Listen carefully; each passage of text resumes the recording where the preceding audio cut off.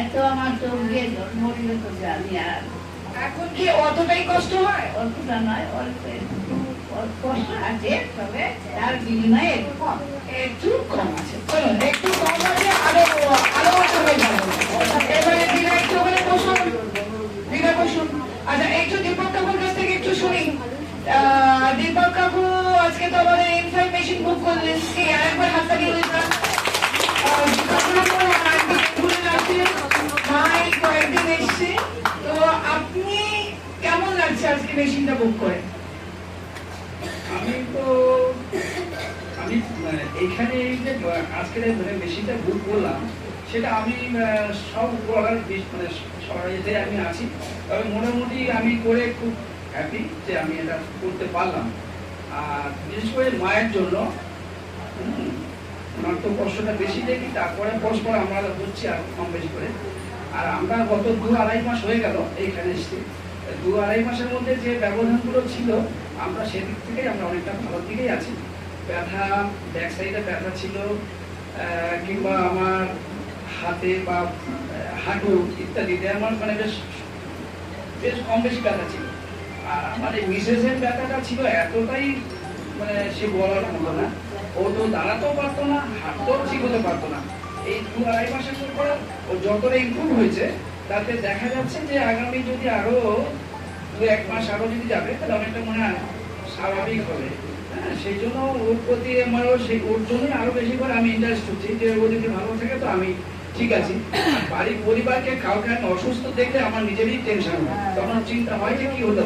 সারাদিন তো আমরা ভালোর দিকেই থাকি বা খাটাখাটি করে যেইভাবেই যায় কিছু একটু সুস্থ থাকতে চাই। সেটা আর আমার জীবনে একটা বিশাল ছোট সময় খুব পরিশ্রমী ছিলাম। সেই পরিশ্রমের মধ্যে দিয়ে আমার একটি ছেলে, সেই ছেলেটি হচ্ছে আমার সর্বকিছু। তা সে আমার বাধ্যে আর আমার চিন্তাধারার মধ্যে ও ঠিক আছে। আমি অনেক কষ্টের মধ্যে দিয়ে অনেক কিছু করেছি। আমাকে প্রথম জীবনটা আমার 37 বছর পুঁজি এই ব্যবসার মধ্যে থাকলাম।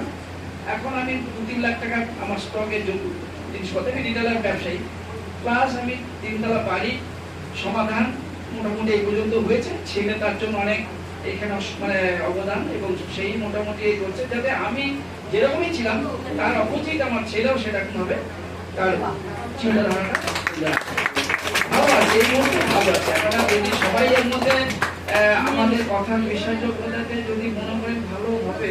হ্যাঁ, তার একটা কথাই ভুলে গেলাম বলতে, আমি এইখানে যোগা বেস্টে কিভাবে এলাম, এইখানে আসার উদ্যোগটা কে, এই যে তিনি বসে আছেন, এই যে আমাদের ববি বৌদি, ওনার কথা প্রথমে বলা ছিল, ভুলে গেছি, এটা আমি ক্ষমা চেয়ে নিচ্ছি। কেননা উনি আমার অনেক দোকান থাকতে, আমি দোকানে যখন থাকতাম উনি বারবার এসে আমাকে নক করতো, দাদা আপনি, আমি তো এরকমই ছিলাম, আমিও জানতাম ওনার হাজবেন্ডের ওই গাড়ি ছাড়া চলতে পারতো না, ওনার সমস্যা, শরীরের মধ্যে একটা ভারী ভাব আর চলাফেরা।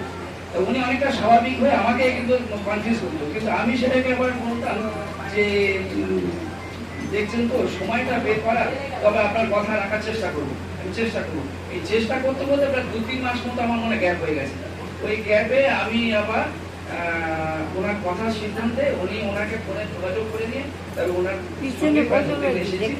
আর সেই 2-2.5 মাস হলো আমি সব থেকে বড় কথা পরিবেশ, এই পরিবেশটা আমি এত মুগ্ধ যে আমাদের সবার কাছে যেমন ভালো, দেখেন বাড়িতে আমরা যেন মনে মাতৃগর্ভে থেকে আসার পরে যে ভালোবাসাটা, যে পালনটা পাই, সেই এইখানে কিন্তু আমি সব টিচারের কাছে আমি কৃতজ্ঞতা বোধ যে তারা সে আমাদের সবাইকে যে এইভাবে পালন করে থাকে, এটা আমার কাছে খুব গর্ব আর খুব ভালো লাগে। আমি নিজে কাউকে ভুলে ফেলতে পারি না। হ্যাঁ, এতটাই আমার মুগ্ধ হয়ে গেছি যে এই পরিবেশ, এই মানসিক চিন্তাধারাগুলো সব যেন কতটা বোঝা যেন মাথার মধ্যে ছিল, টেনশন করে যেন অনেক হালকা হয়ে যায়। যেটুকু সময় সবার মধ্যে বসে একটা আলোচনা সভাতে সবাই লেকচার যখন হয় শুনি, না বলতে পারলে, না বুঝতে পারলে, কিন্তু কিছুটা অনুভব করি যে আগামী দিনে ভালো মানসিক টেনশনটা অনেকটা আমার থেমে থাকে, ভালো লাগে সেগুলো। এই বলে আমার বক্তব্য শেষ করলাম।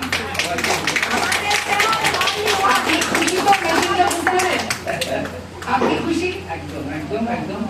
আমি বুক করলাম এবং যতভাবে আমি যত তাড়াতাড়ি সেটাকে করবো, সংগ্রহ করতে পারবো, সেটাই আমি আশা করবো। সময় মতো ওনাদের কাছে এটাই কথা দিয়েছি, ওনাদের কথার মধ্যে থাকতে পারি, সেটাই